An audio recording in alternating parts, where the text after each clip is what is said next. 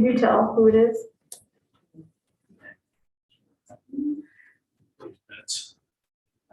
It is 7:03 in July. All right, good evening, everybody, and welcome to the October 6th meeting of the City of Oneonta Housing Commission.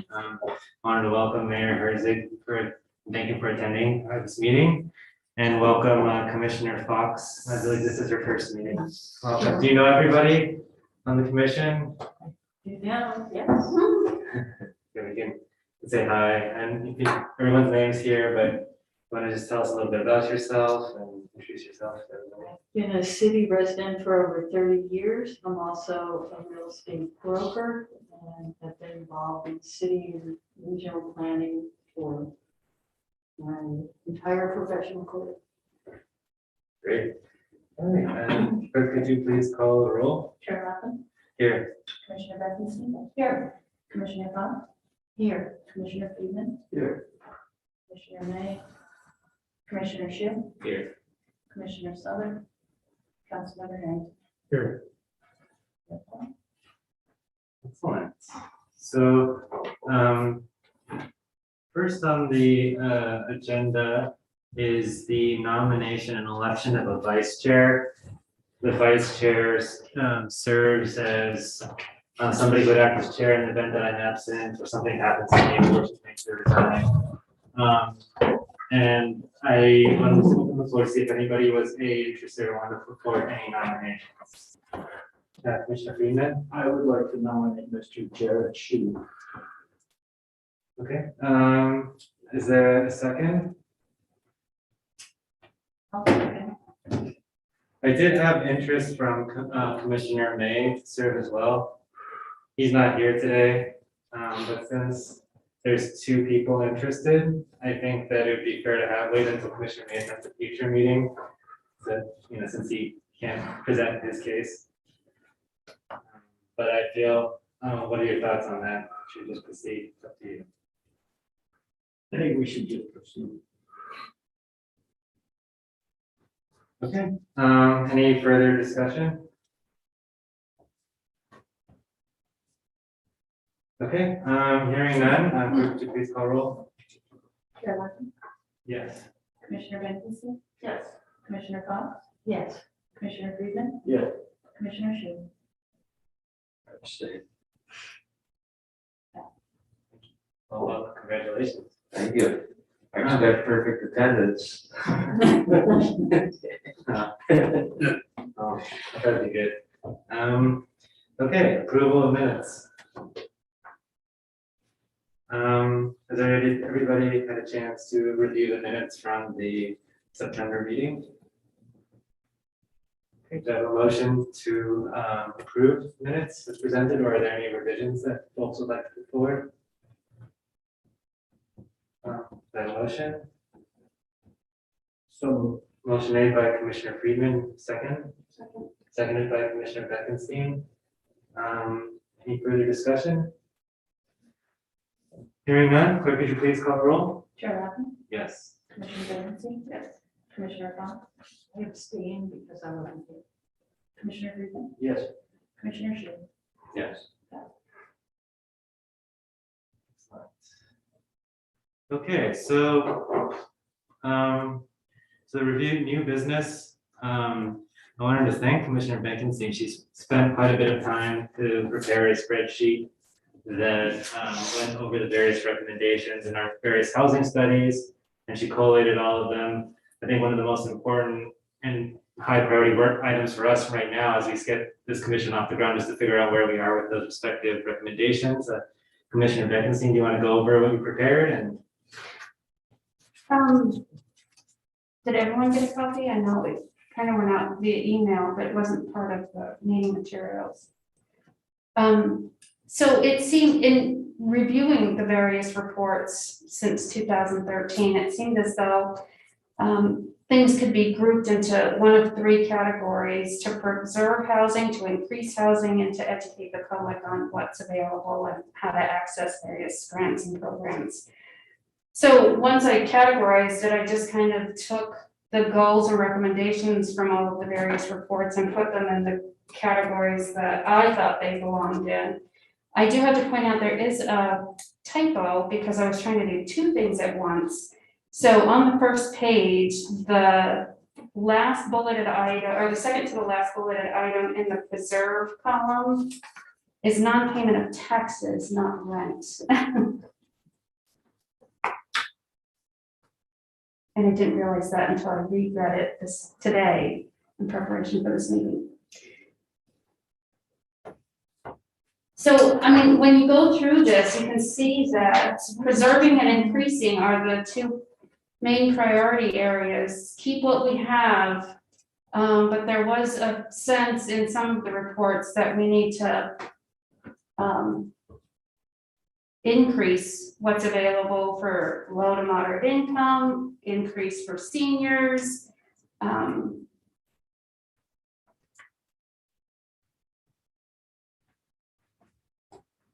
I don't know, does anybody have any questions about how it's categorized or? I think it's really intuitive and very well thought out, so thank you very much for doing that. I think it seems like, yeah, I also appreciate you included the recommendations by year too, which is helpful. I think one of the key things now is to identify, start figuring out where we are and open the floor for discussion about how we can most efficiently suss out, progress made for these various recommendations. And I think if it was, to start the discussion, my thought is, city, I think the city staff would be in the best position to answer most of these questions. And I think my one thought could be to have a point person on the commission to interface with, I could do it with whoever wants to volunteer, just interface with city staff and start, putting together a spreadsheet, identifying what specifically is being done based on the spreadsheet to, either meet or maybe have yet to meet these recommendations. Go from there. And if we realize that some of the recommendations are too broad to determine, where we are in terms of implementing it, then we can, revisit those and decide, figure out how to turn those into an actionable recommendation. So what do folks think?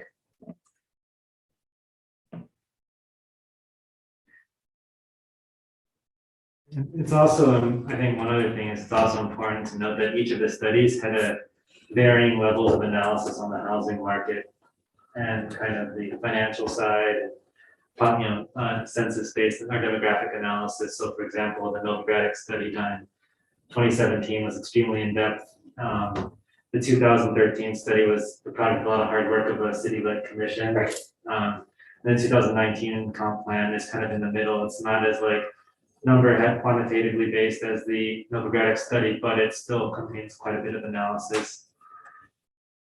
And so that's kind of, I think, but it's interesting that there's quite a bit of, what I've observed is there's a lot of parallels between the three studies in terms of what they're finding. So it means that, there's at least consensus among three independent commissions of what the challenges facing our city are. Yeah, I got the sense that we definitely don't need another study because Yeah. the studies since 2013 basically all say the same thing. Yeah, I'm in complete agreement. Commissioner May couldn't be here today. He did call and he did emphasize his preference for having, clear actions that can be taken and identifying clearly where we are. And one of the things that he also brought up was having, working with the city staff to get a lot more, geospatial data about, parcel level data about kind of the housing makeup of, our city's 8 wards, and then trying to look at these recommendations while taking those kind of parcel level data into account. And we're fortunate to have very, capable city staff. So, any other folks want to share observations on the spreadsheet or questions or ideas on how to proceed moving forward? I think you're on the right track as far as setting the spreadsheet. There's a lot of context based on these recommendations. I think it's worth looking at that alongside the actual items. So in terms, so I guess this would be a question for Greg, is, so when we, if this commission were to ask, to identify a point person to work with city staff, is that something that's appropriate to kind of do? Yeah, I think, whatever your requests may be, sharing those with me and then I can advise what we're able to help with. I mean, a lot of the things, I'm sure we will be able to help without a significant effort. If at some point there's some undertaking that's, significant where we need to discuss with the council, shifting priorities that might have to, there's costs and expenses involved, but for the most part, I don't I don't anticipate think that that this, being the case. not, So, not with this, I don't think, but. so I think just communicating Yeah, needs to me and I can talk with this other staff. So I think in terms of where we would want to proceed is to, we'll identify a point person to work with city staff, kind of go through this spreadsheet prepared by Commissioner Benkenstein in detail, and identify, create the commission, whoever volunteers, we can create a spreadsheet kind of outlining the progress made for these various recommendations. And then probably try to bring it back by the next meeting to kind of keep the ball rolling. Do I have any volunteers who would like to lead that effort? I will help. I'll volunteer myself. I can help. Does the commission do? Anybody else? I can give you the spreadsheet that I created and you can take it and modify it to this new purpose. Sure. Yeah, I think it's very well organized. I think, it'd be easy to turn into a spreadsheet, but I think it just take like the three, areas and then make each one on a separate sheet in Excel or something like that. And then, organize it, make it readable and then bring it back. So I would like to simplify this Sure. because there's a lot of repetition, things that were brought up in 2013 and 2017 and 2019. So eliminate the duplication and make it simple and easy to understand. And that way we can say, this is what was recommended, this is what the city did, this is where we are. And from that point, we can establish, I think this would be where I would go. Establish what we want as priorities and goals. Great suggestion. Thank you. Yeah, I think that's something that'd be a great step to take early on, is to kind of just list them all out and pick the ones that are matching or similar and see if you can condense them into one, one thing. That way make it simple. My thought would be just to have, something like each recommendation and a check mark indicating if it's in progress, completed or not completed. And then a column with notes stating specifically what was done or is in progress. And then maybe in an appendix, we can list the relevant, supporting studies or grants or other PDFs or maps or whatever. One thing that I also, related, I think that would be good to create like a shared, maybe on the website. Do we already have something on the website, all the housing studies and with information and maps and stuff? It's stored in file storage, it's not publicly. I think it would be, an interesting, addendum to the Come Live in Oneonta webpage. I think the city's been pretty active in making a lot of its information about why Oneonta is a good place to live, work, and play there, but I think it would be also good to have the agenda supporting documents for folks who want to see it, that would be publicly facing. That would only further, add more weight behind the city's efforts to market itself, I think. Let's think about that.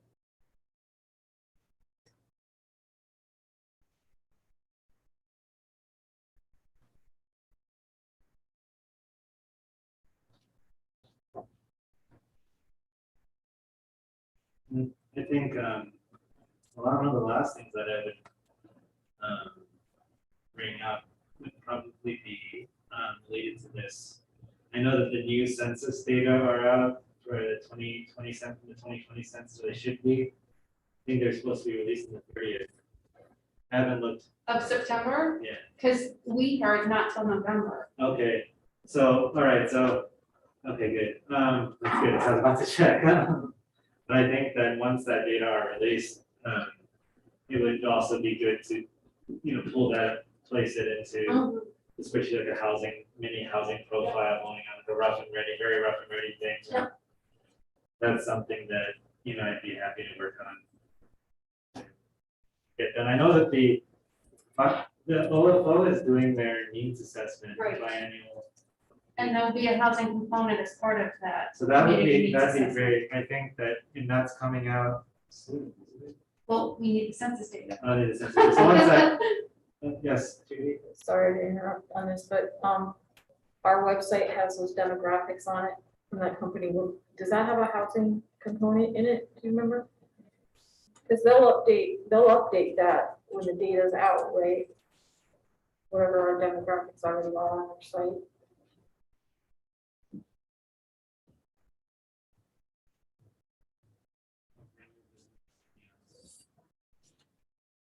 That's, I'm not sure what's in there for housing They have indicators, demographics. so they have like, yes, they have household size distribution. They have like household type, household income. I think, it has some, Under dwelling definition. the dwelling type, dwelling construction period, home ownership. Yeah, there's a few others that I would probably look to the needs assessment for, particularly the percentage of renters who are income stressed. Yep. And maybe, some of the utilities information and a number, and construction numbers and stuff like that. So there's a few others.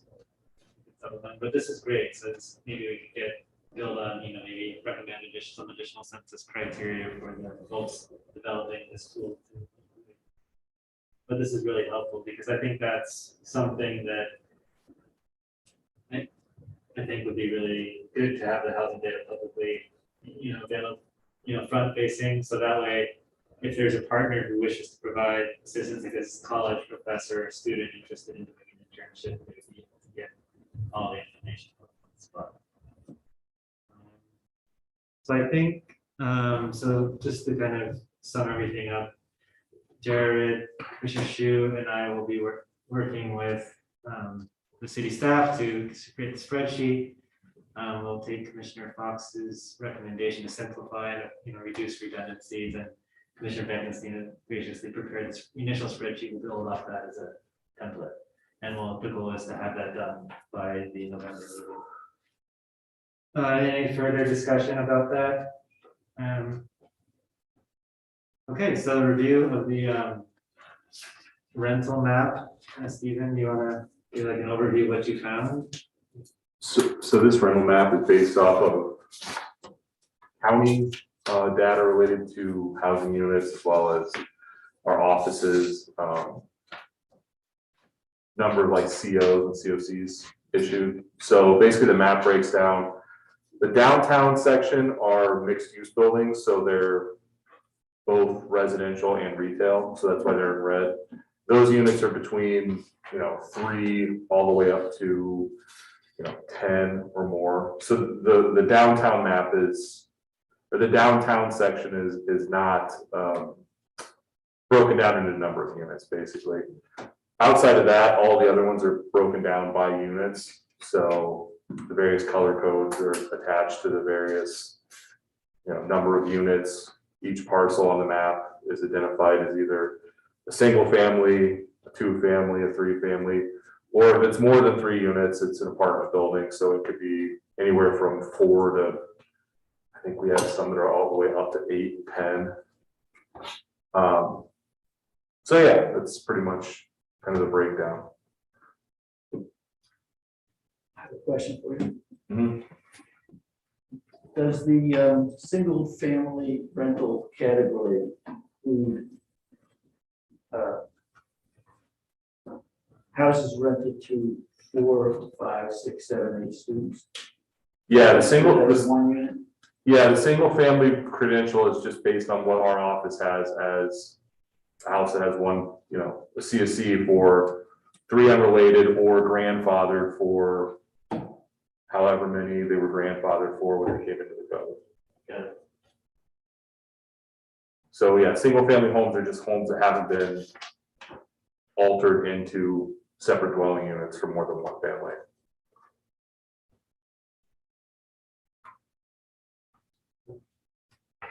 Question. Sure. Go for it. Do we know how many of these rentals are what I'll call seasonal students, tourists? So the city doesn't break down rentals based on seasonal or students or income or, so these are literally just buildings that have been issued permits to do rental. So these houses could be student rentals, they could be family rentals, they could be, you know, an apartment house, they could be a senior living facility. They're all just rental properties. To kind of add to that, we have a decent number of houses that do student rental during the school year and then do short-term rental in the summer. So a lot of these properties could have both a short-term rental permit as well as the student rentals.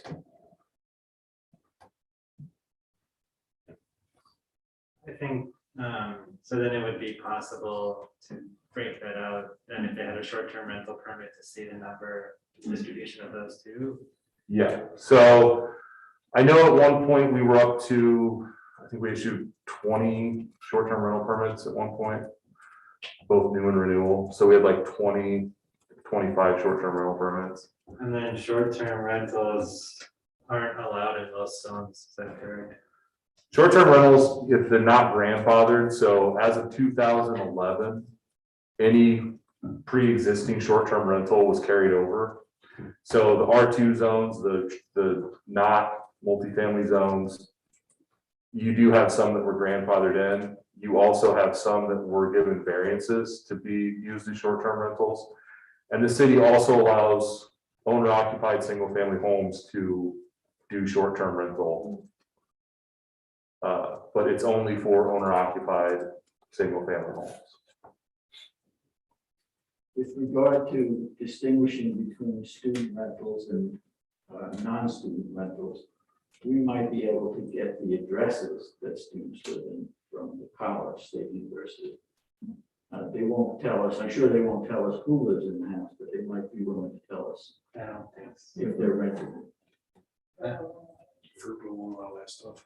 FERPA won't allow that to happen. Break that, what is FERPA? FERPA is a privacy act for the schools, Oh, okay. for students, for protection. Oh, thank you. One thing that was interesting to me in terms, you know, looking at, this was the spatial distribution of our rentals.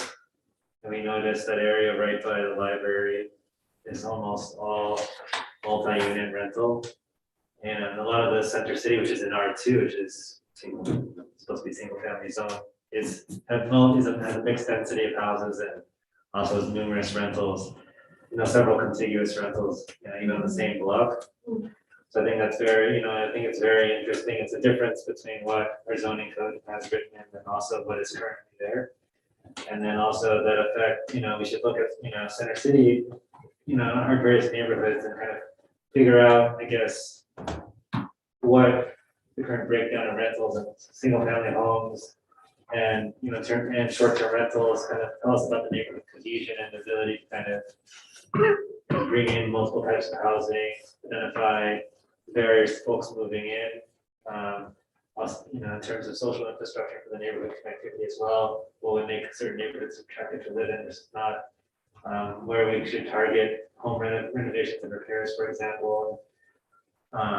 So I thought that, you know, it's interesting that you know, Ward 6, you know, parts of 5 and 1 and 2 have, I guess Ward 1 out in the East End has very few rentals.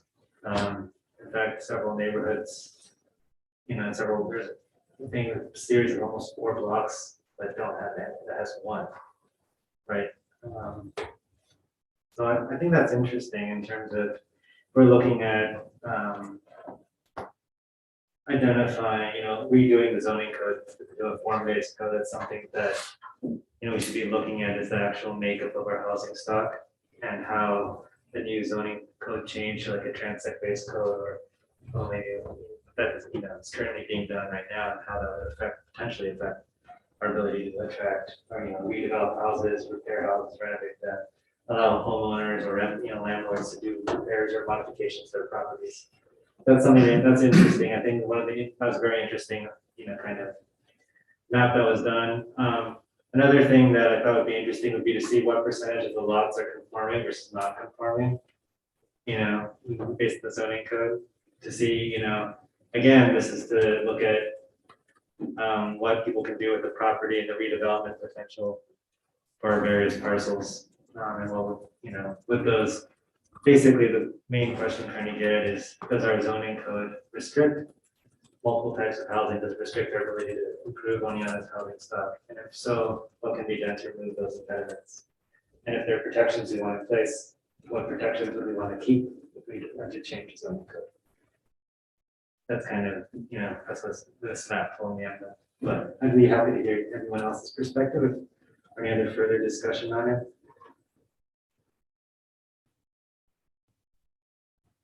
I mean, this map tells a good story. I mean, it's pretty clear what the issue, or one of the issues is. So just for my clarification, the owner occupied baseball rentals are not shown on here? They are. So we require any property that's engaging in any sort of rental activity to get a certificate for rental. So even if you are an owner occupied property, you will still have to get a rental permit. So this map is showing every property that has received a rental permit. And this is as of, Probably 3 weeks ago.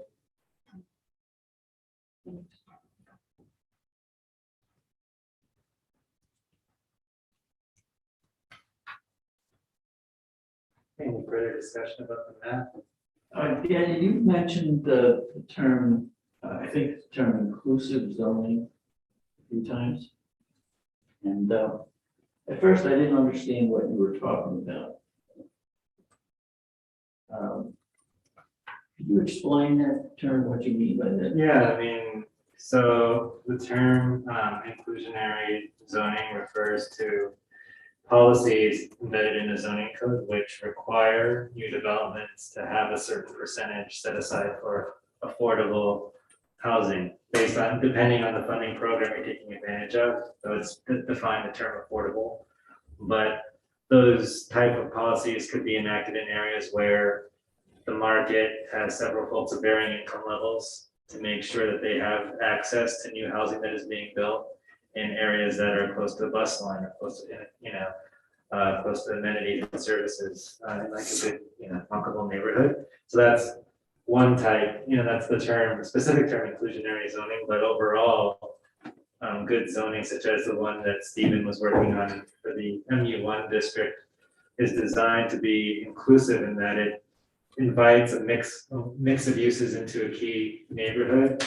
and of a wide variety of housing types, and it makes the barriers to getting projects built much less, I guess, uniform and arbitrary as a traditional Euclidean code would be. So in a traditional zoning code, if you think about like my phone or like a box, the zoning code says certain boxes can go here and they have to be laid out on a parcel in a specific way. The transform-based code allows much more flexibility into what that box will look like, where it will be placed, and what goes in it. So I think that's also more inclusive that way. And then it's also important to realize that when we do in the city that creates a zoning law, they can't see the future. It's impossible for a zoning law to be perfectly predictive of every type of development that would come to the municipality.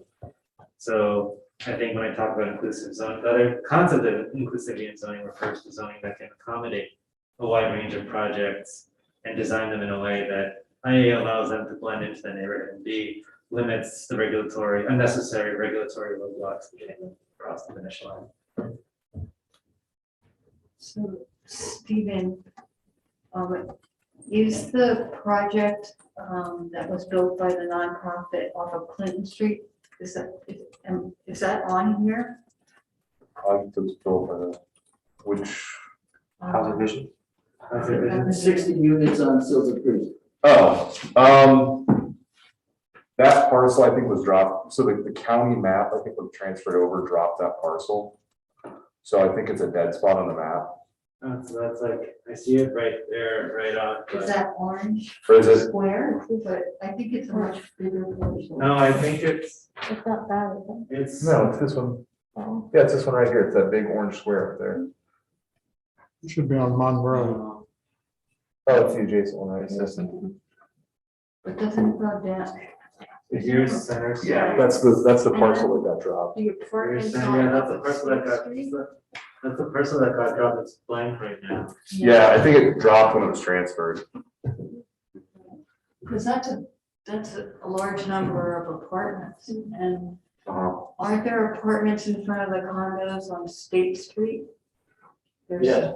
Yeah, there's, Yeah, I think there's those, some, so I'm happy to go over this and maybe get with you and see if Okay, we need to fill some more color in. okay, great, so thank you, Commissioner Fox, I appreciate that. So Commissioner Fox will get with Stephen to update the map. So I think that's interesting, sometimes the GIS layers move, some parcels are lost in the translation, but it's always good to have ground truth. Thank you, Stephen, for preparing that, it's really helpful. I have a question. Do we have a general idea of vacancies? I guess on average or? I mean, I can generate a list of vacant rental units, but I mean, I can't generate like how many units per building are vacant. Yeah, I mean, we can generate like, there's X number of vacant houses. But we have no idea once you get per unit. Because I mean, you're looking at like, I think the last time I counted was like 1,700 rental properties or something, and there's like thousands of units that make that up. So I mean, it gets into just no real way to track it. yeah. I think maybe just having the vacancies and their spatial distribution would be good. Yeah, I think the 2018 study estimated 3,400 vacant units, which is 12% of. Just, think there's a shortage of house units, rental housing units. The vacancy rate is probably in the 90s, probably close to 100%. So People can't find housing. and that's the other challenge that eventually we'll get to in the course of the housing commission will be maybe, to really explore some of the financial barriers to the adaptive reuse of, large buildings such as the Oneonta Hotel, for example, or the upper floors on Main Street. And kind of trying to understand and identify some potential solutions to those challenges. And it would probably be great to have the mayor and Judy to help kind of guide us through that effort to engage the landlords and the upper floor renovation, at a later date. But I think that would be something that's very instructive too, because if we're looking to address that vacancy rate issue, and there are units that could be renovated, but there are financial barriers, I think it'd be important to have a clear understanding of what those are and have a front and center in our mind and how to address them or who to ask to help us address them. So I think that is something that's, real interest to me. Could I just say just real quick, when we did the DRI Downtown Improvement Fund, we offered $2.3 million for creation of upper floor housing. And we got a handful of applications. So it's not money that's incentivizing them. I think it's, we identified problems. It's landlords that aren't here or building owners that aren't here, or they're making enough money on the first floor. They don't want to have to deal with housing up above, inertia, aged building owners that just don't want to reinvest and do more things. So there's a whole number of reasons. But with a $2 million incentive, I don't think it's money.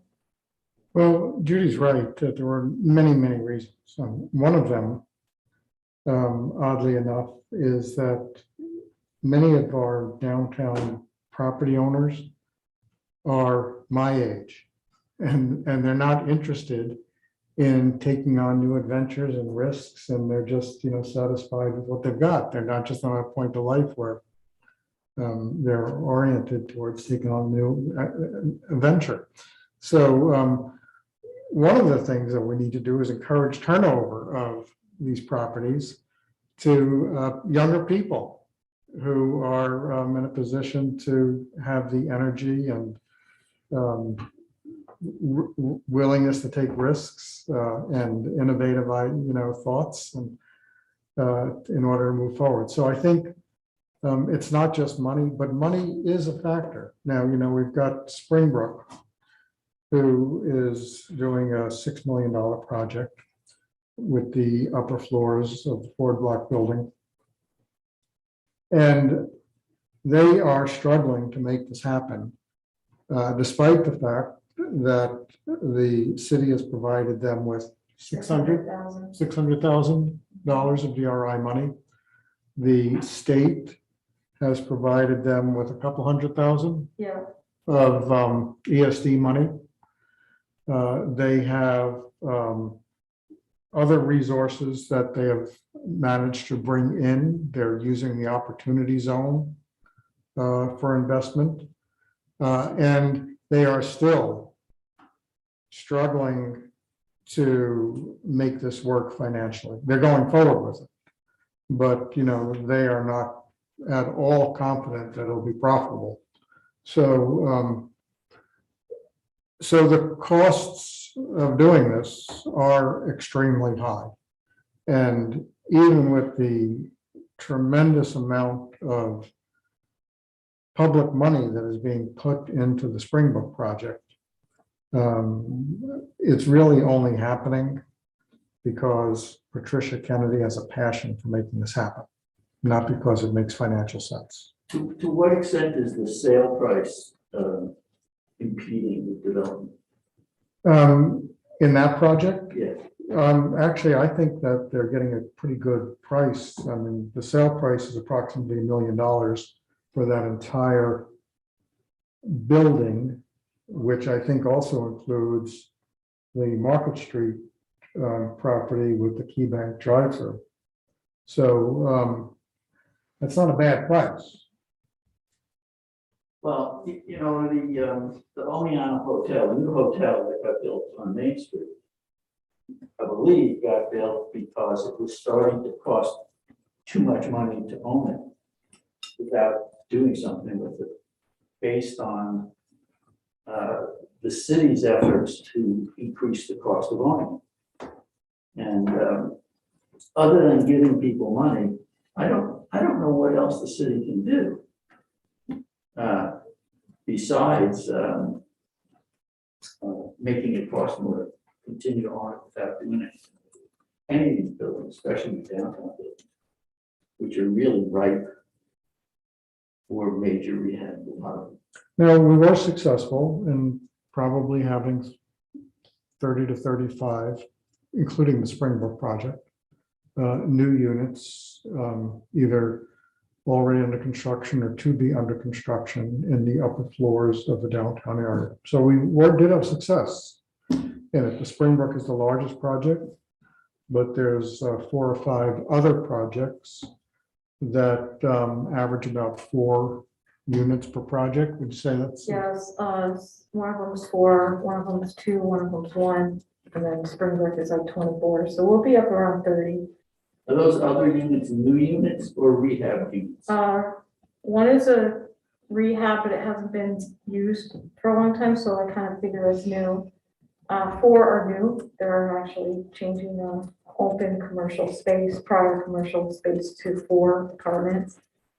The 2, I think, are renovations, and Springbrooks are all new. So I think like that combined, the last couple of years, the lofts on Deed Street, moving forward, you have over 100 units Almost coming 100. online. Yep. I think one potential item, and I don't know to what extent this kind of half the question, so I guess I'll phrase it like a question. So what extent are like the success stories of folks with utilize upper floor money being kind of publicized as like success story, downtown profile of so-and-so did this project? They're not done yet. The upper floor housing was our second round. So the first round that went out, we didn't get very many upper floor housing projects. So those are all, we're doing about 40 or have completed almost all of them. I think it's a total of about 40 facades and signage projects. And then we had money that we wanted to put back out again, and the state made us do the second round for just upper floor housing, because that was their primary goal. So we put that back out. So those projects are not completed yet. So once they are, I think there it'd be maybe, I think it would be a good idea to perhaps really push like the success stories of how people did it from beginning to end. Like some of those like developer profiles, sometimes you see somewhere like Cranes and more sometimes, but to really highlight and say that, really lavish positive reinforcement on them, that they did, the right thing, their success story for our downtown, they utilized a program that so many folks in the city and state work so hard to get Tony on. The DRI is incredibly competitive, and sometimes I think because it happened in 2016, that sometimes people just assume that, because it's there, but they don't realize exactly how competitive each round is, or that's not in their mind, but showing them, that things are being done and highlighting their accomplishments is something that really, to energize others, maybe that could nudge some people or be used to encourage that turnover amongst property from one older property owner to a potentially younger investor.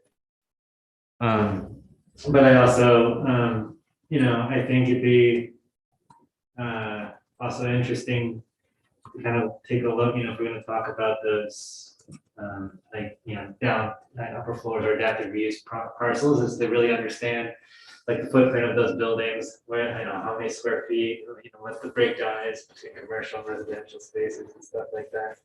And to kind of take a look, just to kind of, pitch, if we're encouraged, trying to do that nudge approach to encourage investment, is to say, we have whatever hundreds, thousands square foot of residential space on upper floors that is right to be invested in. Someone can do something. So I just trying to think from like other, what I've seen in some of the other planning literatures, and some other bigger cities will do that. They'll say we have this much square footage available that could be, time to be invested in. We're trying our planning programs and long-term strategies to try to drive investment in that area. Please do something. That's just kind of, it's kind of a sidetrack, but I think that's something that's interesting, is to do that, really dive into those barriers and kind of get those written down somewhere, and then have those, and then turn it into some sort of actionable recommendation going forward once we figure out where to go. But as we identify problems or challenges, to digest them, and then as we move forward, as kind of through this spreadsheet, we can figure out steps that we need to take. Yeah, we've made a good start on downtown. As Judy said, we'll have close to 100 new units in the next couple of years. But maybe it's a good time to be focusing elsewhere, because we've already made a good start on downtown. Where we're not making any progress and where there's a desperate need is single-family residential housing within the city. And this is what we hear from both of the colleges. This is what we hear from the hospital. They have trouble attracting employees because when they come, they cannot find the type of house that they want to buy and live in.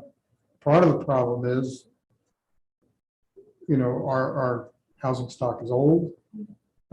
We have to compete with college students. We don't have any buildable space. So there are multiple challenges. There's no easy answer, but it is a big problem because it's impeding our ability to attract professionals to the jobs that we do have. And this is an area that I don't have the answers to. But one of the reasons we put you together is to see if you can come up with some ideas on this. Now, the market's changing and I don't know, Joan, you have a better idea than I do about it. I mean, whether this is just a bubble or this is going to be a long-term trend. But the other thing I'd like to ask is, what do you see of the demographics? I mean, we know that a lot of people are buying houses and owning out. What are the demographics of the people who are coming in? Where are they coming from? What are their age group? Or what do you find? Prices have increased in the past year and a half about 30%. People are coming from all over the country. California, the Midwest, the southern states. Some people are coming as full-time occupants and some are buying properties just as vacation getaway homes.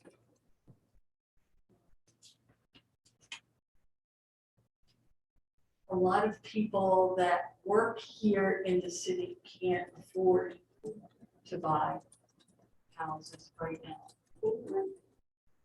Anyone who is looking at a government subsidized loan, either FHA, VA, or rural housing, where there are means for a seller to help pay closing costs, which a lot of people need, are being overlooked in a bidding process because people are buying with cash or with very high down payments. And I've been in the real estate market here for over 30 years and I've never seen a market like this. There are multiple bids, properties are selling way over asking price. And buyers are forced to be competitive, to give up a lot, which they shouldn't be giving up, like inspections, making up the difference between an appraised value and the purchase price. It's wild. I don't expect this market to last indefinitely. However, with the various waves of COVID, and very historically low interest rates, it's created more demand than we have supply. Even if interest rates go up, which they're expected to do next year, I would think in February, March for the spring market, they'll still, even if they go up to 4%, that's still a historically low interest rate. So I would say that there's a shortage of primary home houses for people that work in the city, work owning onto the area. I have a question for you. Yes. This demand that you're seeing that's not being fulfilled,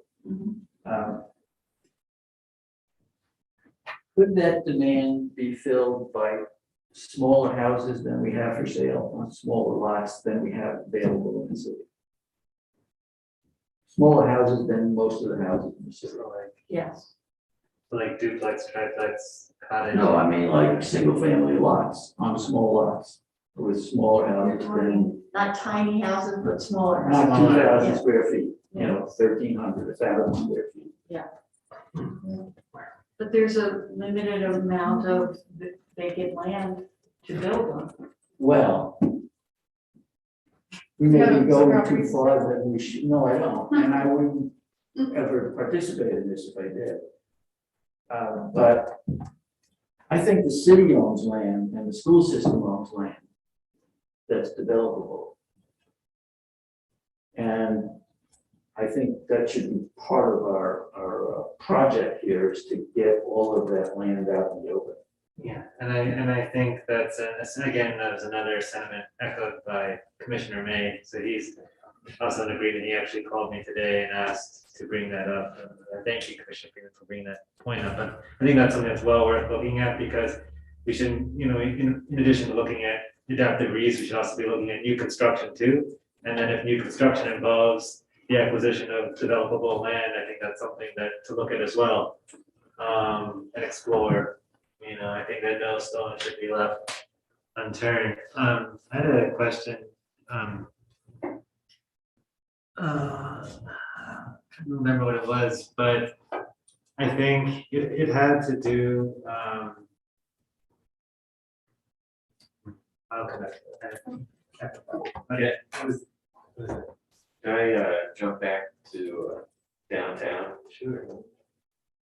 Is there any reason we can't get some of those building owners, especially if vacant, dilapidated buildings, in this room and tell us their challenges that they're facing? It's a great suggestion. I mean, we certainly can try, a lot, Jared, of what we hear is that the first floor retail space is covering their expenses. Renovating the up floors is very, very expensive, often requires sprinklers, elevators, and so on. And there is, on top of that, they don't want to be landlords because being a landlord is not always an enjoyable occupation. And particularly, it's one thing if you're building a project like the Lofts on Beach Street, you hire people to manage the building. If you have 4 units, every time the toilet backs up, you personally get called to go fix it because you can't afford to hire somebody. Every time somebody is late on the rent, you personally have to go knock on the door and go after them and be a collection agent. So what we hear is that, one, why should I? I'm making enough money on the downtown rental for the storefronts. It's paying my bills. It's supporting my investment. And the cost of renovating the upper floors is probably going to be more than I can get in rents, because another thing we hear is rents are too low here to support market rate housing. The investment in renovation is not justified by the rents. That's why we can attract affordable housing, because it's subsidized by the state. And that gives enough money for a developer to pay the costs of renovation. But market rate rents here are just not high enough. It costs the same thing to build here as it costs to build downstate. But yet the rents are half here what they are downstate. I think, Mayor, to add to that, the market rate rents are driven by the salaries that people receive. Exactly. So even in a dual working household, the salaries are lower, and so somebody could ask a very high rent, and there isn't a market to support that high rent. Yeah, the middle level worker couldn't afford a $2,000 a month rent. I know that. So it's all driven by the economy. I Yes. mean, it really, when people are able to make more money here, there will be people investing in housing. Yes.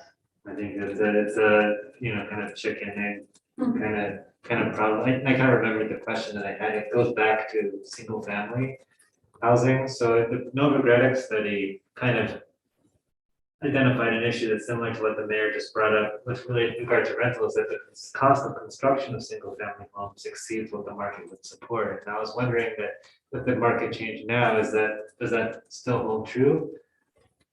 Would the market be able to support new construction given the competitive bidding market?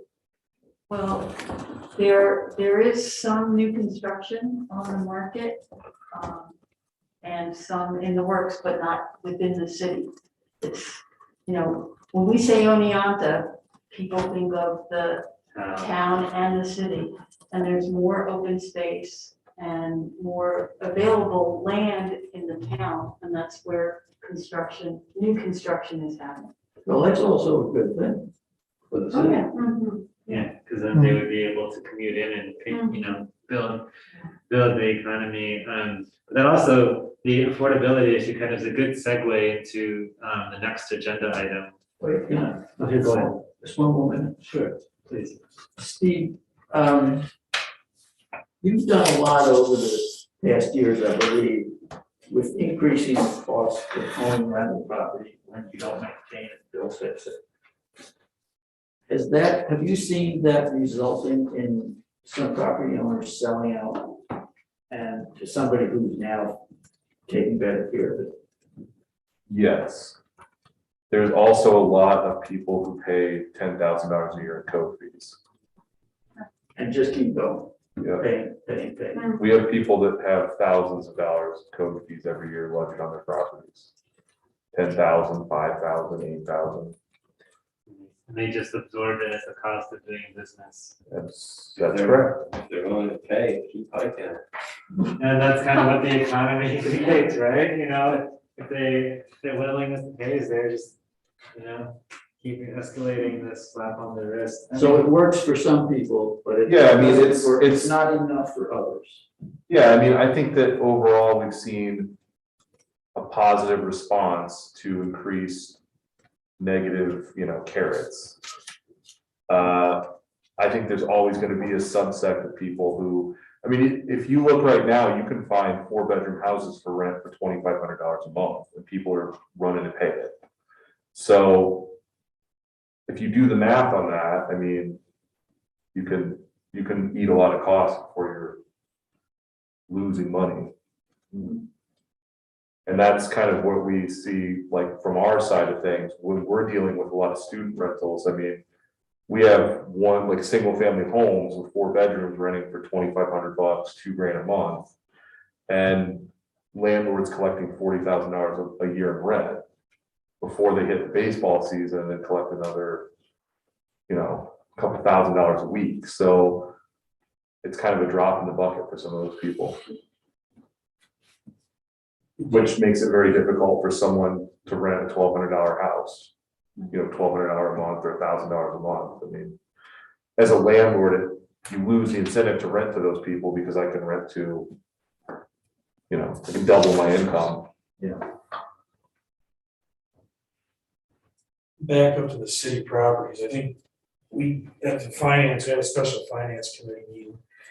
And we brought up the city properties that we own, I think there's 90 some parcels or something like that that we own. And Gray was gonna work with us on trying to identify the properties, the size of the properties, what the city should keep, maybe could potentially not keep, to put back in, to see if we can get, you know, housing built onto them. So finance, I just wanted to bring it up as a finance committee, will probably at some point be reaching out to work with this committee on certain things as we're trying to figure out how we can keep the city going forward. Great, so once, as you move forward with that, we just, we ask that you just let us know, and then we can get commissioners interested in coordinating that effort. Can we get that list of the city owned property? That's all on the real property tax website. You can basically go on the Otsego County office, real property tax service website and query City of Oneonta as a property owner, and you get a list spreadsheet of all the properties, and then you can zoom to an interactive GIS map, which will show you where those are, and you can toggle different layers. You can look at the aerial photos. You can turn on transmission lines and other major pieces of infrastructure. That, again, you know, I think that's something at the county level is that, you know, I've been trying to push. My other role is to make that GIS data more, I guess, a bigger selection of layers to help developers identify kind of the infrastructure assets in areas that are ripe for development. So, you know, if you're a developer, you want to know where the water mains are, how close you are to, you know, power and gas and whatnot. What infrastructure expansions necessarily need to happen, because those are extremely expensive and complicated to do. So still having that information on GIS online things would be an aspirational target, but that's something that could be done in partnership with the county perhaps, or through a shared services agreement with several municipalities. There's multiple ways to address that. So, is there any further discussion about, I think this is a really illuminating discussion, but I think we wanted to move on to the review of the housing grant information prepared by Judy. Do you want to go over what you prepared, and thank you for taking the time to do that. No problem. So if you look at the handout, that's got the map on it with the spreadsheet for the grants that were completed. So I went back to 2013, and I just want to know, I started here in October of 2016. So these are the grants that I have administered since I've started. I didn't go beyond that because I'm not that familiar with those projects. I didn't work on anything prior to 2013. So the most recent grants that we completed were 2 housing grants. Can you hear me? Okay, because this makes it really hard for me. So we had 2 grants that we did together, and they were for single family owner occupied rehabs. We just completed them right at the time COVID was hitting. Luckily, we got all the construction done last year, in the spring of last year. The projects started in 2018, and it took us 2 years to get these done. We did 11 homes. They were 2 funding programs. One was with AHC, Affordable Housing Corp., and that was for a home improvement grant. And then the other one was the Home Local Program. I'm not sure which, but one of them had income limits that were very low income limits, and the other one had low income limits. So we were able to help 2 different levels of income, people with 2 different levels of income.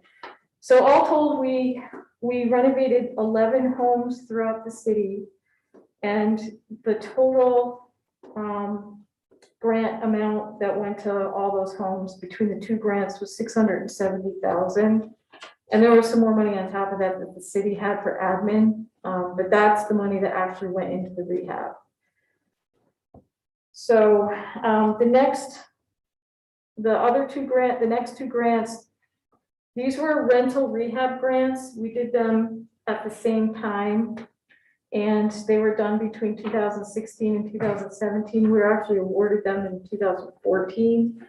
And so they were underway when I first started, and then they all got finished up when I was during my time here.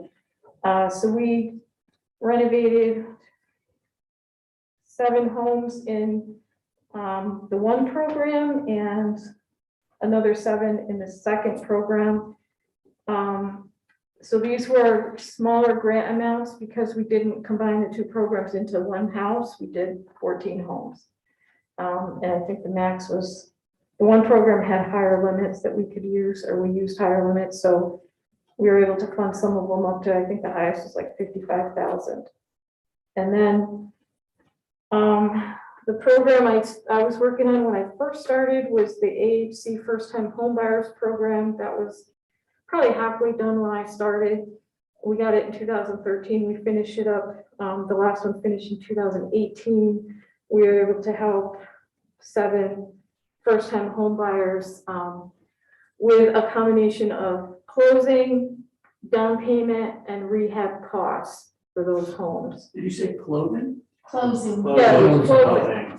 Closing. Right. Closing and down payment costs, and then the balance could be used for rehab. So that was like another 273,000 for those projects. And most of these numbers don't count our admin costs, that's on top. Some of them actually do count, but I didn't separate it out. So we've helped, since I've started at least, we were able to help 32 homes with $1.4 million worth of grants. And they're scattered all over the city. I hadn't done a map before, so I was kind of interested to see. I also didn't realize that Ward 1 is a boot.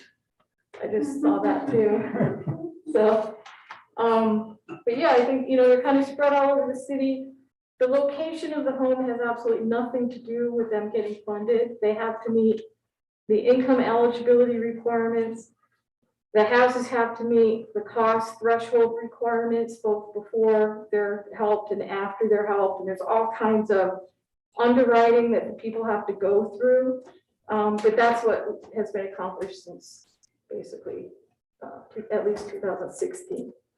And grants that I know that we've been awarded since 2013. Right before I started, there was also the Main Street, New York Main Street program. That did a few renovations to buildings on Main Street, which included some housing, but that was before I started, so I wasn't that familiar with exactly what was done there, but it helped a handful of projects with that as well, for another few $100,000. So any questions on that? I took a look at about half of those houses yesterday, and I thought they really look good. And I was surprised because I've had some experience with those programs before, where you just could not get them to look that good. So that was a good thing. When you have income eligibility for all of those programs, but not for the rental rehabs, right? Yeah, so the rental rehab programs, the building owner has to commit to renting to low-income persons. At least over 50% of their units have to be rented to low-income persons. They have to prove that with family income forms from the tenants. So if you have a 4-unit home, 3 of them have to be low-income because 2 wouldn't be over 50%. So some of the grant program, or some of those grant programs also require, and both of those programs actually require rent thresholds as well, and use the HUD Section 8 thresholds for the rent amounts as well. So that the low-income people can afford to stay there even after the rehab is done. And there's a certain period of time, the state takes mortgages for these grants. And there's a certain period of time during which if they move or sell the house, they have to pay back the grant, and like each year it's forgiven by a certain percentage depending on if it's 7 years or 10 years. And I think the rental rehabs are half and half. They're half direct loan and half forgivable loan. The other ones were grants. Are they required to rent to low income people for the entire time that they own the property, or is? No, during the time of the mortgage. Gotcha. And so the different programs have different lengths of time. I think the rental rehab was 10 years that they have that mortgage and they're required to meet those grant requirements throughout that period of time. It's 7 or 10. Sorry, I don't know exactly right now. I think it's impressive that over such a short period of time, you were able to get 32 projects. I think those are federal funds, aren't they? Like the whole program's through HUD. Well, It's through the state. the C, yeah, the AHC is New York State. Home local, I think is that state money or? Some of the money state? originates with Right. HUD, but then it comes to the state and the state packages it with their own money and administers the grant. So it's all considered state funds. Yes. Peter, on the side, you may not remember, but the first time I ever met you, I think it was around 1997, I wrote the first home program grant that the city was ever awarded when I was at OFO. And you and Joe, and worked with you and Joe on administering it. Is that a home acquisition program? No, that was the local home program, which is for renovating existing single owner occupied homes, renovating owner occupied homes of lower income folks. Repairing deficiencies. Those are a lot of things I don't remember. Well, I remember it. It's good. It's good. It was the first time I ever met you. Are these programs ongoing anyway? Yeah, so you want me to go on to the Yes, next? please.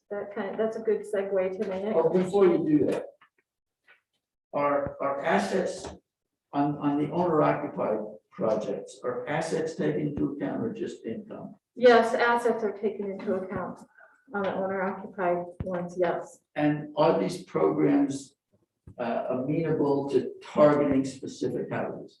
Well, only if that specific house has an owner that wants to apply for the program, meets the eligibility requirements, and the house itself meets the eligibility requirements, so yes. So targeting certain neighborhoods would be, could be difficult. I mean, we struggled to get these, like those 11 houses in the first 2 programs. We struggled, OFO administered that, and they struggled to get those 11.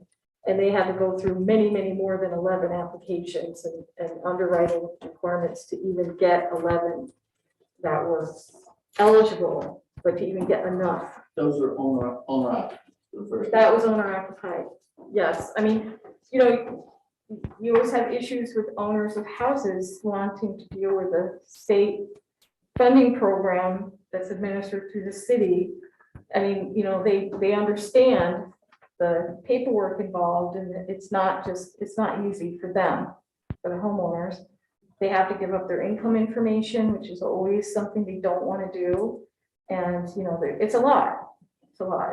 And they have a mortgage. So it's like taking a mortgage on your house, but with a whole lot of paperwork and struggle. So it's tough to get the applicants. What's also hard, which is, I'm hoping you guys can help with it.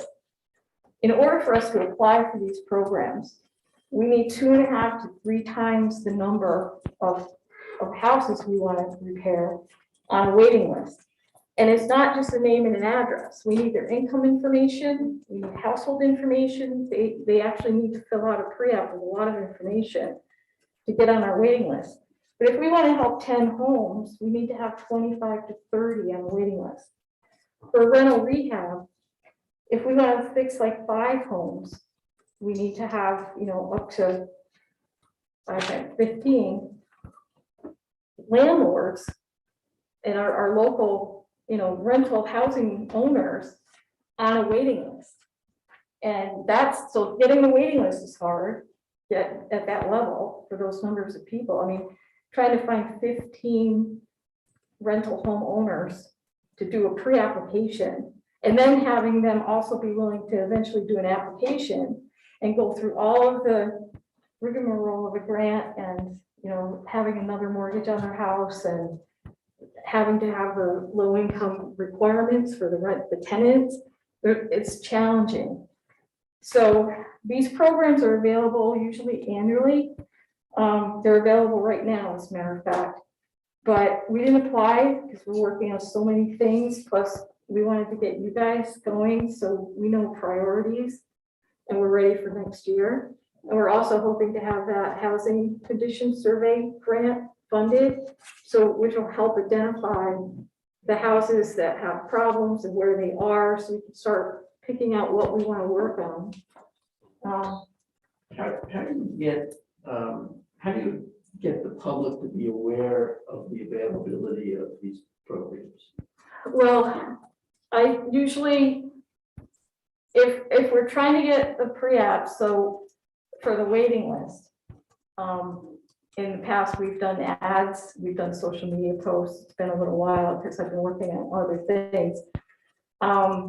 We have a pre-application fillable form on this community development website for a housing pre-application. We also have a funding needs form there, and occasionally we shoot out some social media posts to remind people of that.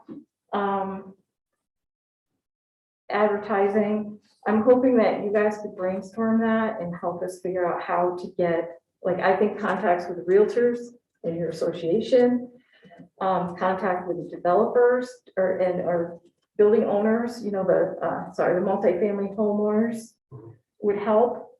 I'm just me trying to do a whole lot of other things and housing. So we just need some brainstorming and some ways to figure that out. Good question. You mentioned, wait list for the rental rehabs. Were you saying 15 properties that need to be on the list, or 15?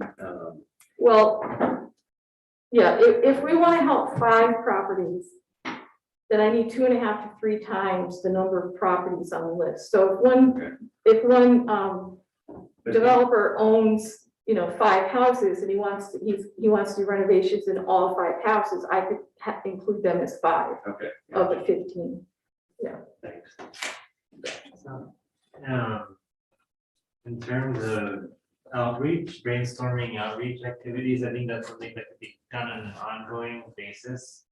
But just to keep that ball rolling as we head into the next application cycle, let anybody who'd be interested in working with Judy on this issue.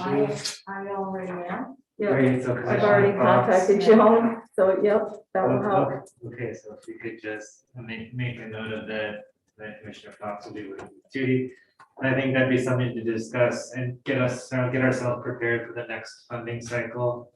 And how we make some outreach strategies, so perhaps, we can do that in the, I guess, before next month, and then next month, as being necessary, you can set aside agenda time to, keep, report on what you found, and then for us to also try to see where we can help out. That'd be great, thank you. And that's an annual thing, so if we get a grant, we need to restart a new waiting list for that type of grant for the next time. And So it's like I think that, on and on. I think that preparation even ahead of the funding cycle is so important, get those projects locked in ahead of time and get the interest done and the outreach strategies ready to go, because those windows are short when they do come. Is there any further questions about the map, or do you want to proceed with the spreadsheet that Judy prepared regarding current funding opportunities? Okay. So I want to just correct something I had said at the last meeting as I was going through these funding, I was Googling all kinds of funding and looking up our records and stuff. I had said at the last time that we don't do grants for developers, and that was wrong. Since I've started, I haven't had a housing development to do a grant on. But normally what happens is if you have a housing developer, they're pulling together their funding package, and we are a tool to help them with that, and we do have some resources for that. I don't typically lead the effort to get a housing development funded, because the developers that are doing those are usually savvy and they're doing that themselves, but we're a tool to help them. So I just wanted to clarify what I said last time. All right, so I did this worksheet. This is not all inclusive. I'm sure there's more, and at times there's more funding opportunities that come up. But these are the typical funding opportunities that we have available to us. So there's the New York State Community Development Block Grant, that's called the CDBG program.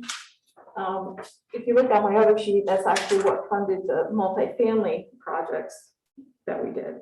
So that's federal money, but it comes into the New York State Office of Community Renewal, which if I say HCR or OCR, that's what I'm referring to. That can be for housing rehab. The first-time homebuyers programs can be done through that funding. I have manufactured housing replacement, but we don't really have those here too much in the city, so we didn't focus on that.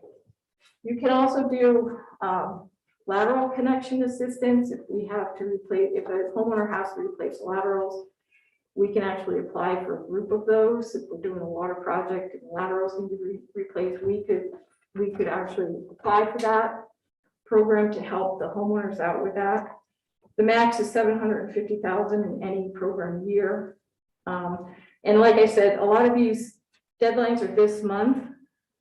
So they typically are annual rounds. Some of the dates have gotten messed up because of COVID last year. But if they stick to their typical annual round, this will come up again about this time next year. So this is what we should be targeting for being ready to go. So there's also the same program, but it's a public facilities program, and that can pay for like your domestic violence shelters, your supportive housing. We apply for it. It cannot be for our business, our buildings that do general government functions, so it couldn't be for City Hall. But if we own something that was like domestic violence shelter, then we could go for the funding for that. That's a max of $300,000. That's included, the application is included in the annual consolidated funding application round. They're typically open in April and are due in July with awards announced in December. But this year that schedule is off because of COVID. I don't know if they'll get back on that normal schedule next year, but that's about when we expect them to come out. There's the New York State Home Program. That is the first one that we listed on the other spreadsheet. I have to say it. I hope nobody from the state is listening to me. It's a nightmare. It is. It's horrible. Our grant writer, I won't mention his name because I'm on camera, but he has said his staff threatens to quit every time they have to administer one of those grants. So they're really hard on us. It's a great program. It's federal money. It's administered again by the Office of Community Renewal. You can do housing rehab, homeowner down payment assistant. You could do rental assistance, which we have not done yet. I did put the note in here. It's very difficult to administer. But it's a good program. And again, that was due this month. So it'll probably be due about this time again next year. Then there's the New York State Affordable Housing Corps. That's the other program we did, or the single family homes. That's a pretty awesome program. It's not really hard to deliver. You can get up to $35,000 per unit, and they do rolling applications. So I don't know when they'll come out again.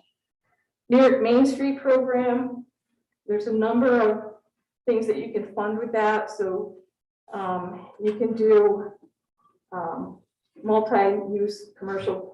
You can do buildings in multi-use commercial districts. You can do some facade and storefront renovations.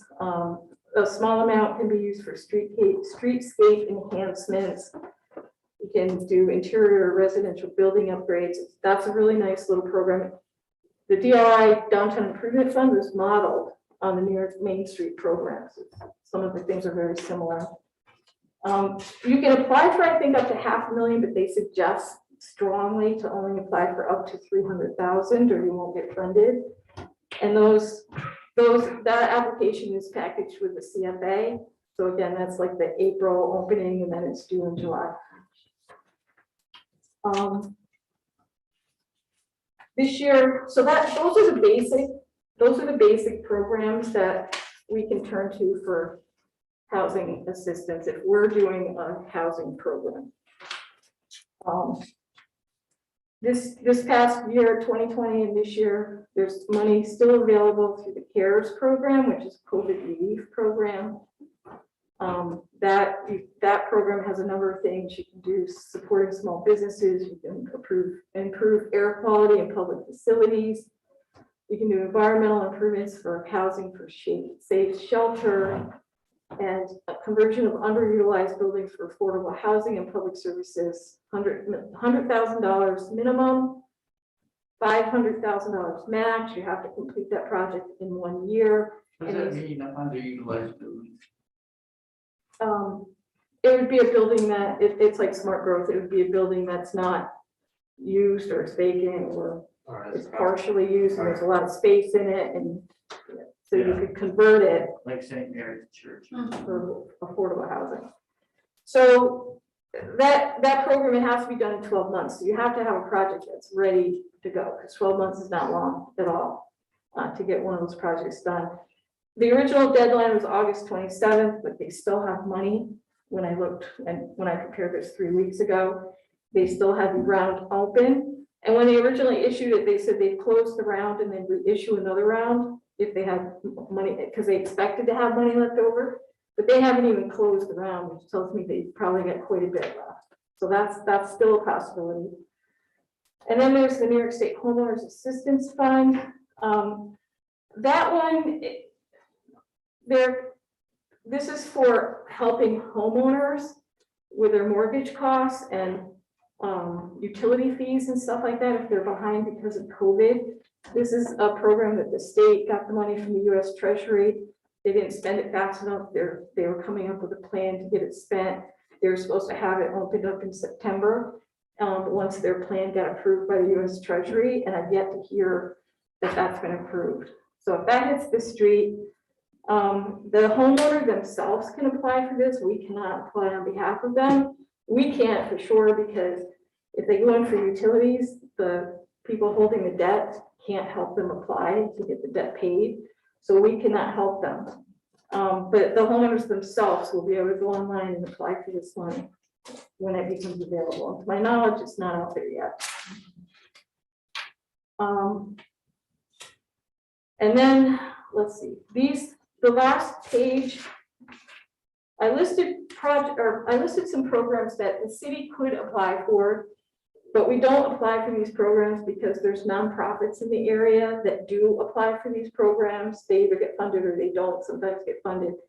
But they have their staff and everything set up to be able to administer these programs because some of them are emergency services and making emergency repairs in houses and stuff like that, which I don't have a team ready to go out for that. So these are other programs that are available. I'm not really going to go through them, but it's basically to help low and moderate income people or low income people with repairs and emergency repairs in their homes. And again, we don't apply just because we have other agencies and organizations set up to do these programs, but they're there. And, we can definitely help them market these programs if needed. So that's what I have on the housing. As more come up or if more come up, I'll just keep adding to this list. But those are the basics. Judy, thanks. If I could just add something, Judy's talking about mostly state funded or state assisted, I should say, affordable housing. The elephant in the room is that, which maybe half people don't want to hear about, is that we still have a developer that is interested in building for about 40 units of affordable housing in the 6th ward.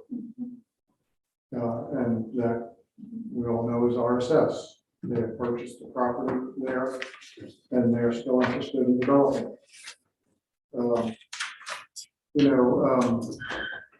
I'm going to say it as it is, not in my backyard, is a problem when it comes to building affordable housing. The truth is that no matter what neighborhood you're in, many people do not want low-income people living in their neighborhood. I mean, that is just the truth. So what RSS will be that they purchase the property. They want to build here. We certainly have a need for affordable housing in the city. So my question, I guess, and maybe this commission wants to take a lead on it. And I know we have significant members of the commission who are live and are connected with the 6th ward. What would make that project appealing to the people who live in the 6th ward? What is wrong with the project as it was presented? What would make it something that would be more acceptable, less objectionable in going forward? Because we do need the housing. Do you want to, Bishop Friedman? I believe that the opposition to the RSS project is only partially based on the fact that the people are likely to be poorer than people that live around it already. We've had at least 5 good housing projects shot down in the last 30, 40 years. Some of them were low, moderate income, some of them were upper income. People that live near a piece of vacant land don't want it built. And the idea that the people that are going to be living there are poor is really just a way of creating rage. It's really not the reason that they're opposed. So I think that we have to deal with the problem of not in my backyard by simplifying our review process so that a neighborhood cannot stymie a project for such a long time that the developer just backs off, or the bank that's going to be financing the project just backs off and says, we can't wait that. Well, outside simplifying the review process, which is not, Danny hates a simplified review process. But, That's just about this. But the other side of it is, what could make it less objectionable and still be affordable housing? Because that's, the money is there for affordable housing. Nobody's going to build anything but affordable housing. We need that affordable housing. What would make that project less objectionable so that people are not hacking the planning commission in opposition? You know, I'll be dealing with them when they do. But I think, from my perspective, being on the commission when that project was proposed, I think that there was a lot of legwork done by RSS early on with certain stakeholders in the community. But it's important that the most important group of stakeholders, the neighbors, were part of that initial early engagement. And if I were to recommend the first thing to do differently would be to really listen to the neighbors' input, maybe through a design charrette or some other interactive form of public engagement prior to coming to the planning commission and starting the clock on the review. Because oftentimes I feel that those community listening sessions, they can devolve into chaos, but they aren't designed to be as adversarial as a commission meeting where the applicant and the stakeholders make their points for and against a particular project and the commissioners feel caught in the middle.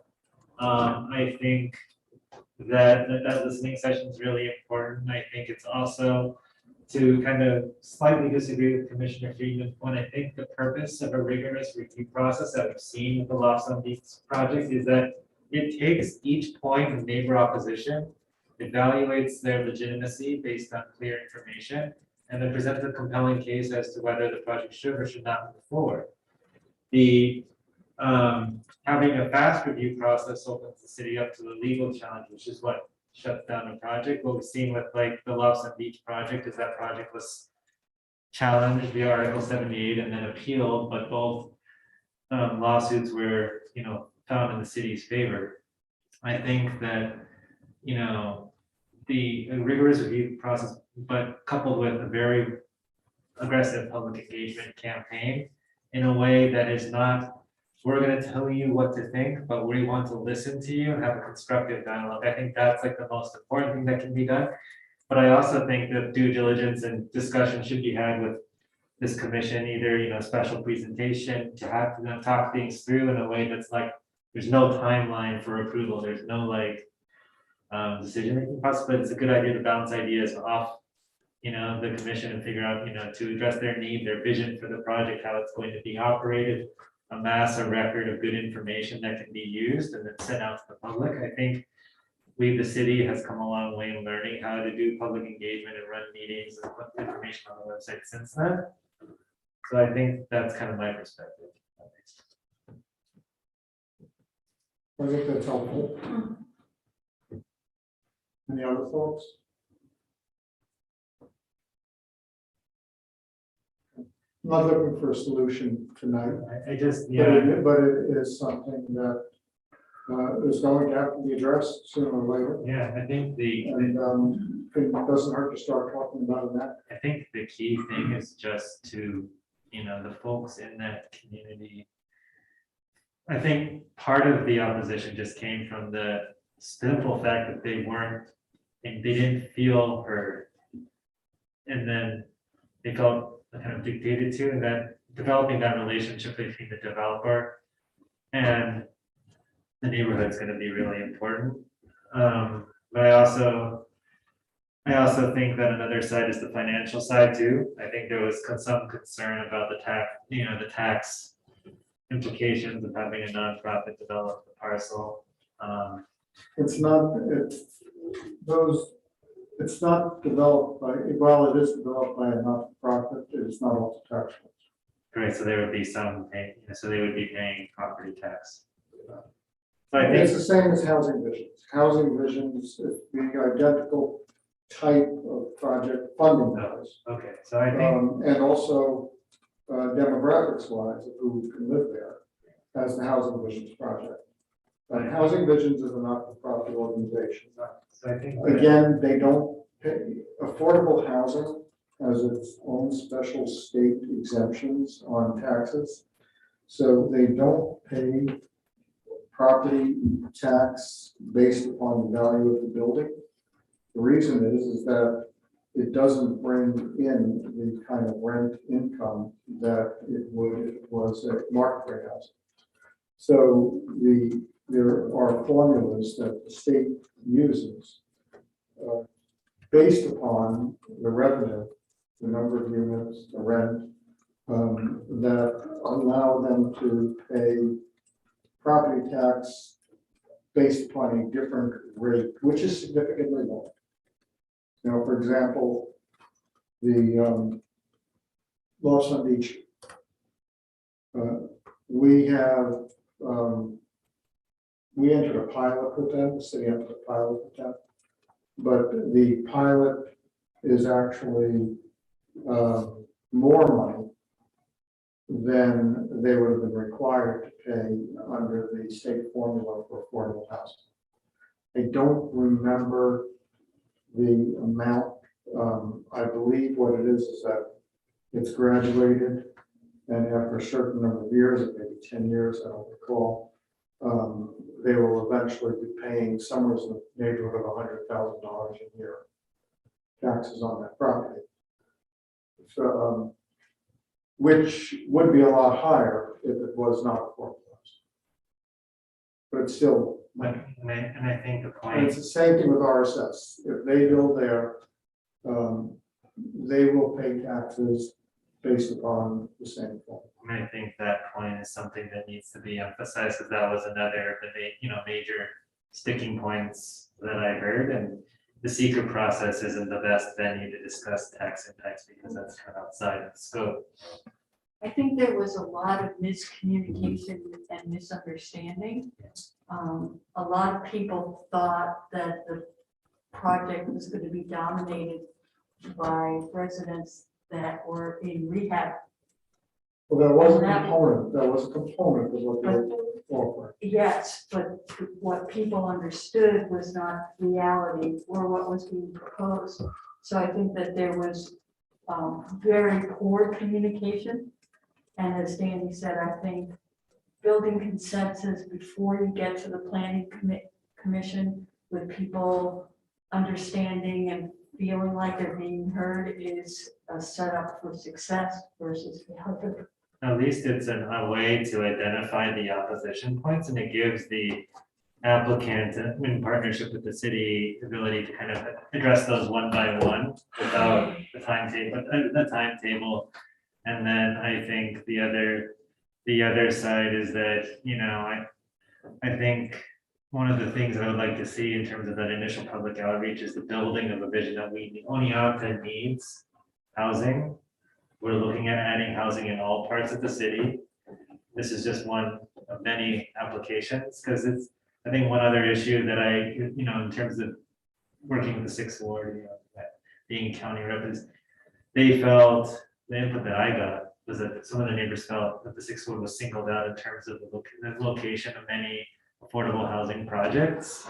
And they were saying, well, why isn't it in this ward? Why isn't it in that place? And I think it's, important to stress that the city is looking at all options related to housing throughout the city. And that people, developers will pick the parcels that they wish to develop. And the city cannot say, you cannot do that there. I mean, the city, that parcel is currently zoned R3 for high density residential. If the zoning changed, then that's a different story, but as it is right now, it's an allowed use. So, and I think that,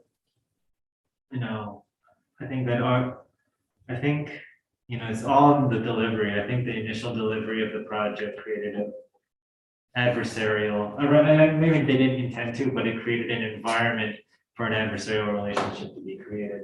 And then social media didn't help. And, I think that it was a challenge, and I, it doesn't even matter the actual project.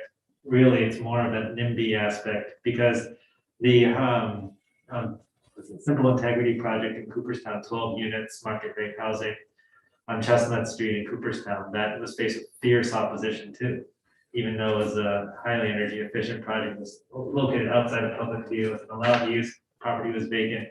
It still faced a similar opposition, very vicious opposition on the other side. I agree with everything you said.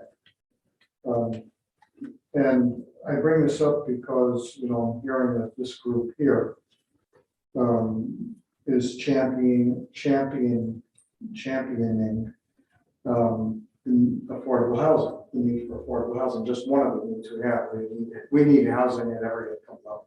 We need executive housing, we need affordable housing, we need affordable housing, we need it. But that we don't have enough of anything. We don't have quality. So what I hear is that this group, one of the things that's going to champion is affordable housing. So should one of this group's objectives be to help find a way to make, whether it's the RSS project or a similar project, more appetizing for the community, and help a way to get it approved and make it happen. I think it should be that should be a charge for all housing of all types, like market rate, all the way across the spectrum. And I think that's something that, I really think should be done. And we learned a lot of lessons from the Lost on Deeds project. And for every project that half the city has done, we've learned lessons on what works and what doesn't work. I felt that, my perspective to the Lost on Deeds project is that the level of engagement and attention that the Carneys gave to the city and their willingness to answer all questions and do multiple presentations, even though they weren't required to. I think that spoke volumes about them as a developer and their continued commitment to engage folks all the way through the construction process, the groundbreaking. And their continued willingness to stick with us even during COVID. And I think that's a good example that I would like to, look at, but I think some of the recommendations from this body could be on figuring out a way to address the YIMBY, yes in my backyard versus NIMBY kind of dynamic, and identify some recommendations for projects. That could be a fun thing to do. I'm concerned, and maybe I misheard you, but I'm not sure that we should be the advocates, but more conduit for information coming from the city or from the developer to the community and then back.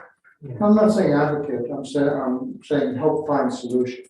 Okay. So Maybe, if we need affordable housing, Right. and there are, whether it's the RSS project, whether it's that location, whether it's a different project that's affordable in a different location, there is always one of the challenges is always overcoming NIMBYism. I mean, to say it like it is. They said Planet Money podcast. And so what I'm saying is, to get that done, we have to overcome that. Well, I'm not saying to advocate for any specific project. What I'm saying is to help find the solutions to overcoming. And I think. Because we don't get stuff built unless we can. I think we can do that. I think this group can do that to lay the groundwork for the discussion before whatever to the review body, the planning commission.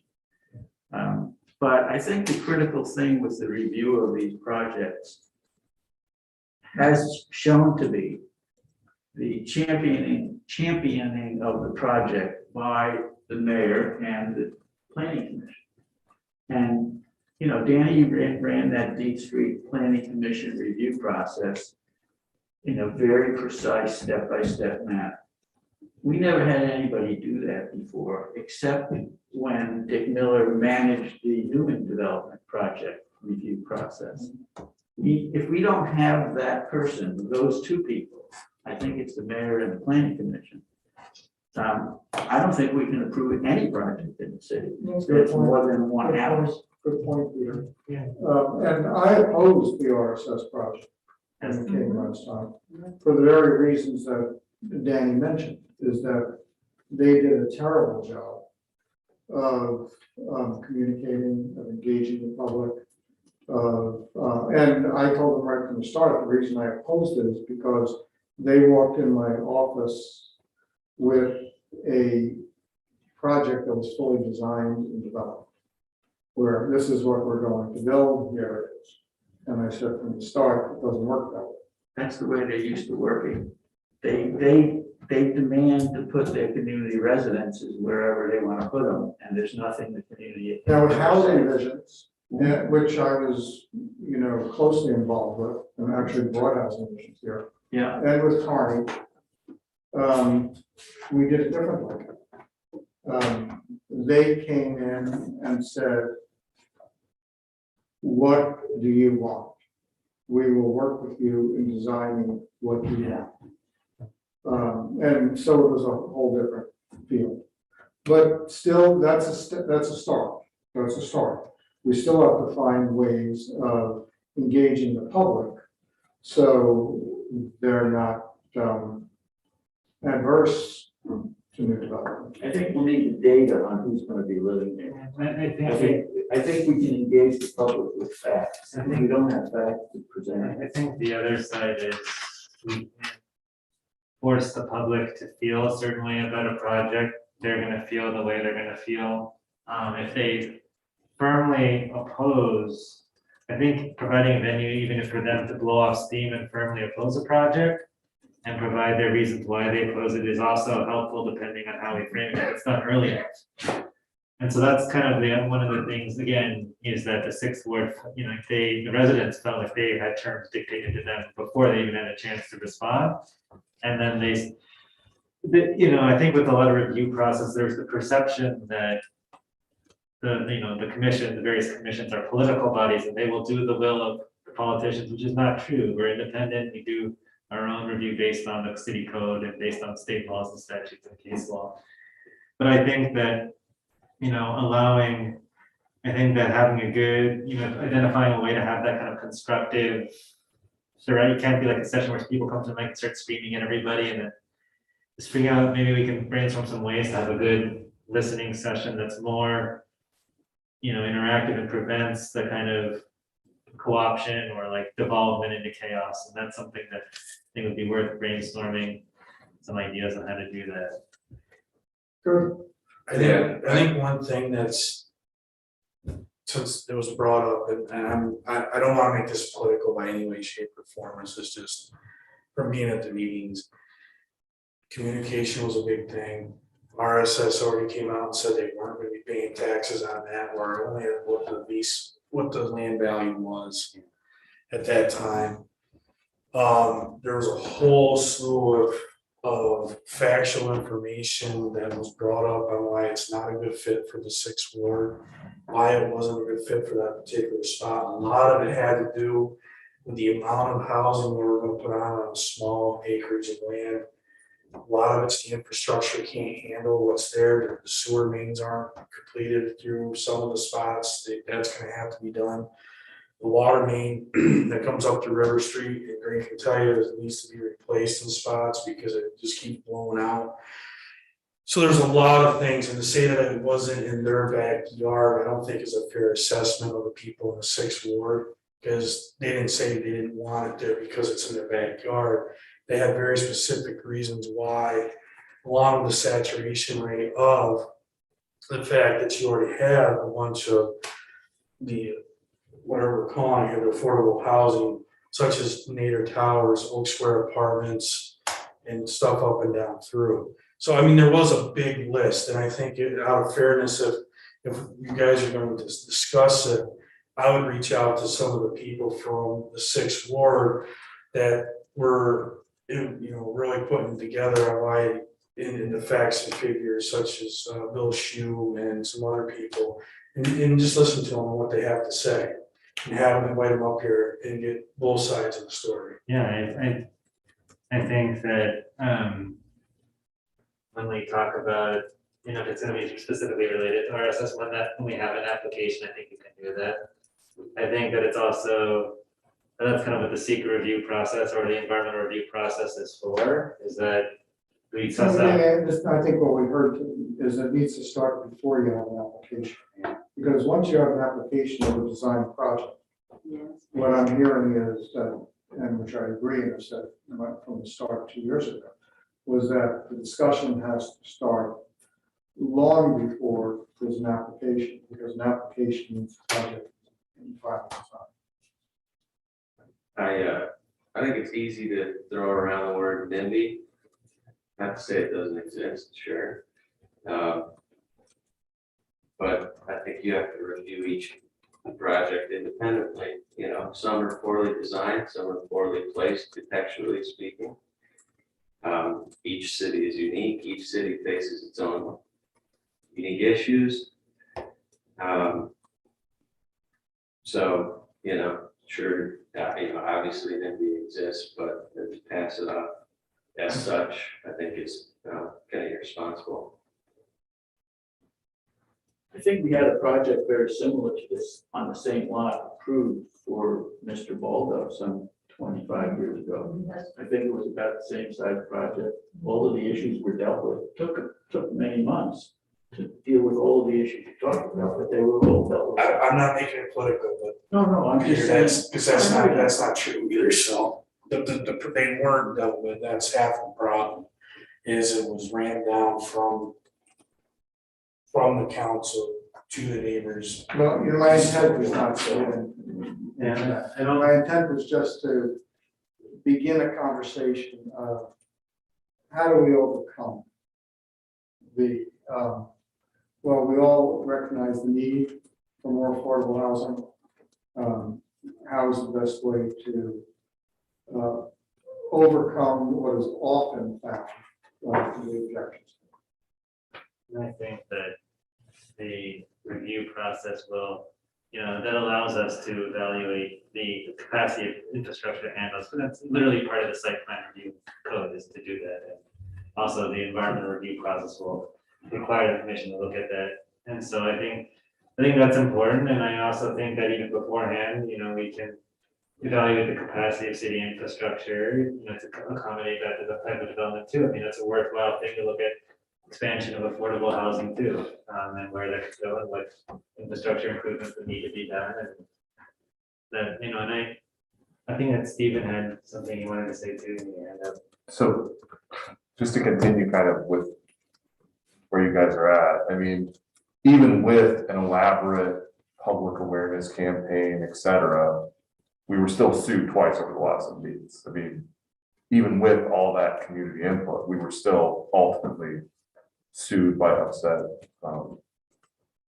community members in close proximity to that project. So I think that community input is good, but I think like ultimately, I mean, what's going to happen is going to happen. I mean, so you can get that community input, and I think having attended all those meetings for the RSS project and witnessing kind of what was going on there, I think with a lot of input, you still might end up with a project that many people potentially are not happy with.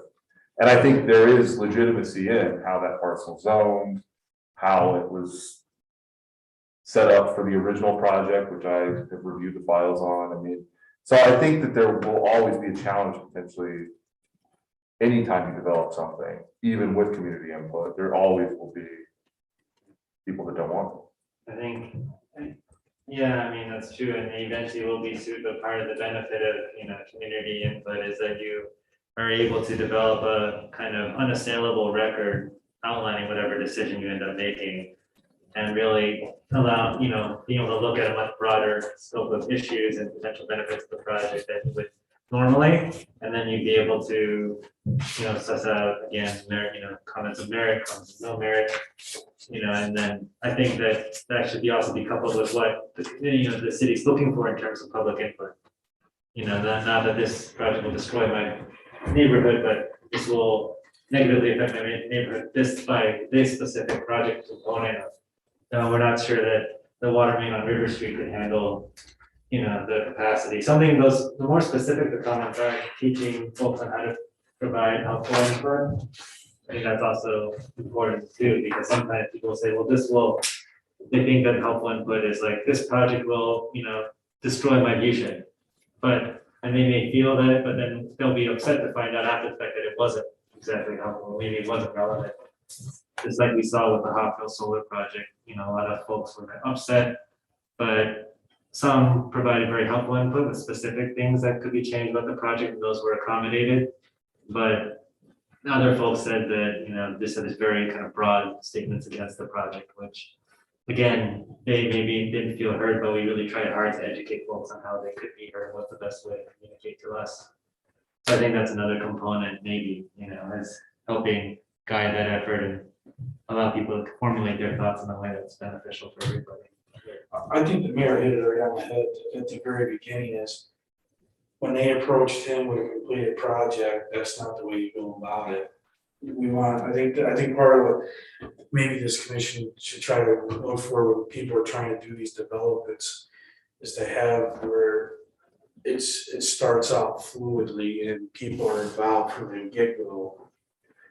So that it's not this all of a sudden shock and awe. And so I agree with the mayor on that. I think that was a bad way that they presented it. And I think that's if we can get with the developers at the beginning and so that everybody feels, so they feel like they're part of the community feels like they're part of the developer, And you will probably end up being sued, right?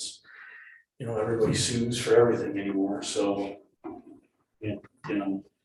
But I gotta agree with Gary on that. I think that was, communication. I think no matter what you do, whenever you critique something or something like that, it always comes back to communication. So we've killed this horse, right? So I think. So I'd like to just change horses for a minute, back to the horse we were on before. You said something about manufactured housing at the beginning of your summary. Yeah, I thought you said that it's not allowed here or something. no, one of the grants on that list, funds manufactured housing replacement. And I didn't focus on it when I read through it because we don't have a lot in the city of manufactured housing that I know of. Like the town, that would more apply in the town for that funding, but here we really don't consider it because we don't have too many. I don't even know how many we have. I mean, the closest I'd say we have like manufactured housing, they built that house on Gilbert, which is like a manufactured house. But yeah, our code doesn't allow for like trailer development, Yeah. so we don't have like a clustering of trailers. Didn't we allow mobile homes in the railroad yards, or wasn't it up on Suncrest Terrace? Wasn't that one of the options to the solar developers? I mean, we have a section in our code that specifically doesn't allow for trailers, so I don't know. But modular housing is manufactured. Right, we allow for modular housing, that's the one I'm referring to on Gilbert Street, was a modular house, Like, which would be manufactured. When this grant is talking about it, they're talking about like, it has to be a property owner owned, owner occupied trailer. Which we don't have. And they're talking like a trailer that might be from the 70s or 80s that's just needs to be replaced. We could apply for a program. If we had a number of those, like say we had 10 of them that needed to be replaced, we could apply for the program that would fund those to be replaced with new trailers.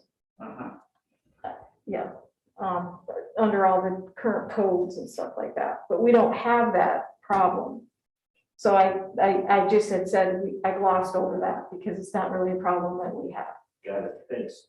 And I have something really quick.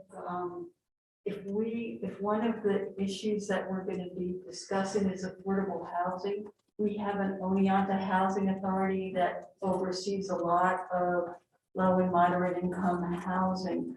Should they be included in a conversation, in this conversation or this commission? Yeah, I think that's a good idea, John. Absolutely, I think. They're very restricted what they do. A lot of projects. But it's a good idea. I think reaching out to them to, you know, at least introduce and then develop like a line of communication would be really good. Is that, do you have connection to them? Kurt Schulte is the director. You're my neighbor. If you'd be willing to There you go. reach out, that would be great. So I think in terms of action steps, I believe we've identified many action steps, largely around following up about the status of various grants, the spreadsheet with the housing recommendations that Commissioner Shu and I will work on, Commissioner Bekenstein. We'll start, I think that maybe we can digest the input that we got about outreach for projects and kind of figure out a kind of attack at the next meeting on how we want to address that. And I think that it would be important, framing it to not say this is the path to get approved, or this is, to frame it really on how to maybe build consensus around housing, something neutral. But framing that approach to addressing the challenges, really getting housing projects included in the city. Figuring out a way to, frame it in a way that's not seen as not misconstrued, I guess is my word. And then, are there any other action steps that I missed?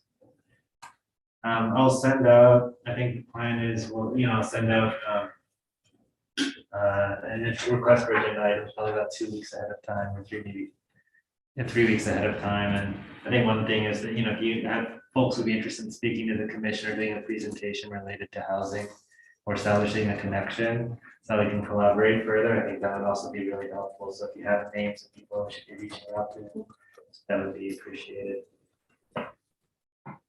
Okay. Is there any other business that folks want to bring? I think we should consider meeting more frequently, but we have to do it.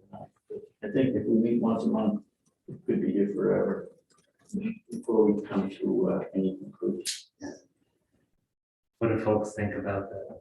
I mean, we can probably, should we discuss it at another meeting, or? Yeah, maybe wait until we have everybody here. Yeah, think about it, digest, and, yeah, any other business? Okay, no motion to adjourn. Yes. That's motion made by Commissioner Bekenstein. I think we just do a voice, all in favor.